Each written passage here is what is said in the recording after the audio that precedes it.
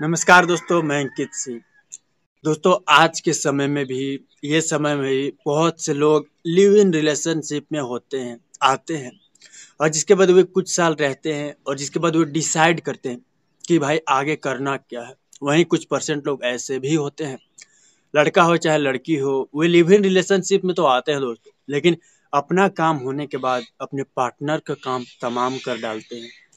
देखिए ना, यहाँ पे एक आज मैं आपके सामने एक ऐसी सच्ची घटना, एक क्राइम की ऐसी कहानी लेकर आया हूँ दोस्तों, जिसे जानने के बाद पुलिस भी हिल गई थी दोस्तों। मैं यहाँ बात कर रहा हूँ 30 सितंबर 2023 की। जी हाँ, 30 सितंबर 2023 की मैं यहाँ बात कर रहा हूँ। पूरा मामला जहाँ बता दूँ तो यूपी उत्तर प्रदेश के देवरिया के एक गांव की है। जब 30 सितंबर के आसपास पुलिस को एक महिला की 30 वर्षीय महिला की लाश बरामद होती है। अब पुलिस दोस्तों बौखला चुकी थी, उस लाश को देखकर हैरान थी। आसपास में भी खलबली मच गई थी, क्योंकि उस महिला के एक दो नहीं बल्कि 3 टुकड़े, जी हाँ दोस्तों, 3 टुकड़े उस महिला के किए गए थे। 2 पैर के हिस्से और बाकी आपको बता दूं कमर से ऊपर वाले हिस्से को जहां बता दूं एक चादर से लपेट दिया गया था और इसके बाद सुई से उसकी सिलाई कर दी गई थी। अब इतने भयानक और इतने खौफनाक वारदात जब पुलिस के सामने आई तो पुलिस भी दोस्तों सोच में पड़ गई। अब महिला के 3 टुकड़े को देखकर पुलिस हैरान थी दोस्तों, पुलिस की टीम हैरान थी। आसपास में खलबली मच गई थी कि ऐसे घिनौना, ऐसे जघन्य अपराध करने वाला आखिर कौन है। तो पुलिस इस मामले की दोस्तों कड़ाई से जांच की और कड़ाई से लोगों से पूछताछ करनी शुरू कर दी। पुलिस इस मामले में पूरी तरीके से लग चुकी थी और जिसके बाद आपको बता दूं, जुर्म दोस्तों इस दुनिया में कोई बड़ा करे चाहे छोटा करे, वह बच नहीं सकता। इस कहानी में भी, क्राइम कथा में भी यही हुआ है दोस्तों। जहां आपको बता दूं पुलिस की टीम उसके कातिल तक आखिरकार पहुंचती है और लगभग, जहां बता दूं आपको, 1 अक्टूबर के आसपास उस कातिल को जहां गिरफ्तार किया गया था, उसका नाम मुन्ना निषाद बताया गया है। मुन्ना निषाद, जिसकी उम्र 32 साल के आसपास, जिसे पुलिस ने शक के आधार पर तो गिरफ्तार किया था, लेकिन बाद में उससे कड़ाई से पूछताछ की गई तो उसने अपने कार्यकांड बता दिया, उसने अपनी कहानी बता दी जो उसने महिला के साथ की। मुन्ना निषाद के तौर पर पुलिस ने दोस्तों आपको बता दूं उसे गिरफ्तार किया। इस कार्यकांड में दोस्तों इस ब्लाइंड मर्डर मिस्ट्री में कुछ उसने कहानी इस कदर बताई है कि मेरा नाम मुन्ना निषाद है और मैं देवरिया के गाँव मैना गांव का रहने वाला हूं। और उस गांव की एक महिला जिसका नाम खुशबू, जिसकी उम्र 30 साल के आसपास, उससे मेरी बातें होती थी, उससे मैं प्रेम प्रसंग में था उसका, और हम दोनों लिव इन रिलेशनशिप में आ चुके थे। जहां आपको बता दूं दोस्तों, जो खुशबू जो महिला थी, उसकी जहां बताई जाती है साल 2016 में कोर्ट मैरिज हुई थी और जिसके बाद साल 2022 में उसकी तलाक हो गई थी।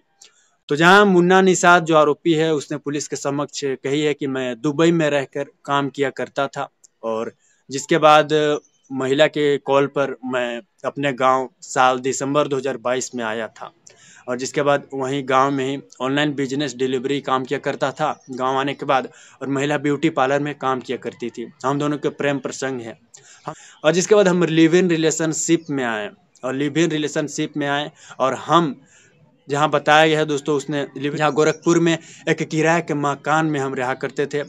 कई साल हम लिव इन रिलेशनशिप में रहे और जिसके बाद लिव इन रिलेशनशिप में ही वह प्रेग्नेंट हो गई। वह महिला प्रेग्नेंट हो गई और जिसके बाद मैंने उसे कहा कि अबॉर्शन करवाना है। महिला नहीं मानी। महिला ने कही मैं अबॉर्शन नहीं कराऊंगी और इस बात को लेकर हमारा विवाद होता था, झगड़े होते थे। भले हम लिव इन रिलेशनशिप में थे, झगड़े होते थे इसी बात को लेकर।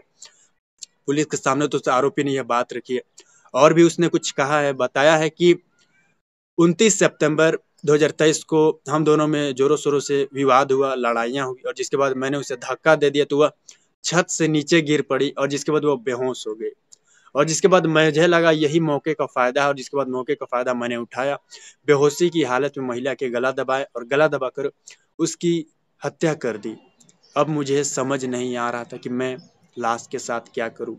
मैं पकड़ा ना जाऊं, मैं अपना जुर्म छुपाने के लिए उस लाश के लगभग 29 सितंबर की रात को ही लाश के टुकड़े करने शुरू कर दिए और पैर के 2 हिस्से पूरे पूरे अलग ट्रॉली बैग में, अलग बैग में रखी और जिसके बाद जो कमर से ऊपर वाला हिस्सा उसे पतली सी चादर में लपेट डाला और जिसके बाद उसे सुई से सील दिया ताकि किसी को भनक तक न लग पाए और मैं लाश को ठिकाने लगा सकूं। उसने यह बात दोस्तों पुलिस को बताई है और आगे कहता है, जहां जानकारी के अनुसार बताया गया दोस्तों, उसने एक पिकअप वैन बुक किया और जिसके बाद जो किराए के मकान में वो रहा करता था, किराए मकान मालिक को भी वो उसने फ़ोन किया और कहा कि मैं अब घर छोड़ रहा हूँ और मैं जा रहा हूँ यहाँ से।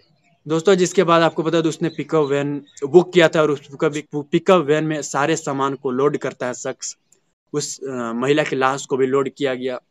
ड्राइवर जो जिसका गाड़ी था दोस्तों, जो चालक था, उसे भनक तक नहीं लग पाती इस बात की कि वह एक लाश को भी गाड़ी में रख रहा है। जिसके बाद वहां से वो गाड़ी छूटती है दोस्तों, चलती है और जिसके बाद रास्ते में दोस्तों, जहां आपको बता दूं अपने गांव आने से पहले खेत में आपको बता दूं उस लाश को शख्स ने फेंक दिया। रास्ते में ही दोस्तों उसने आपको बता दूं शख्स को कहा चालक को गाड़ी रोकने को, और इसके बाद कहा कि ये सामान मुझे किसी दोस्त को देना है। और जिसके बाद वो सामान रास्ते में उसने उतारी। रात का ये समय हो रहा था और जिसके बाद चालक चला गया यह अपना काम। जिसके बाद आपको बता दूं धान के खेत में महिला की लाश को उसके बैग में उसने पैक की तो वो बैग फेंक दिया दोस्तों। तो पुलिस को दोस्तों सूचना मिली थी और जिसके बाद पुलिस मौके पर पहुंची थी और महिला की लाश जब 3 टुकड़ों में देखी तो चौंक सी गई। तो ये क्राइम मर्डर मिस्ट्री में, जिसके बाद दोस्तों ये मर्डर मिस्ट्री में पुलिस लगी जांच की और आखिर तक कातिल तक पहुंची। यह मामला देवरिया का बताया जाता है दोस्तों, यूपी का देवरिया का, जो कि एक गांव का मैरा गांव का बताया जाता है। आप इस घटने को किस तरह देखते हैं दोस्तों? फिलहाल इस क्राइम कथा में इतना ही, अभी के लिए इतना ही। जय हिंद, जय भारत।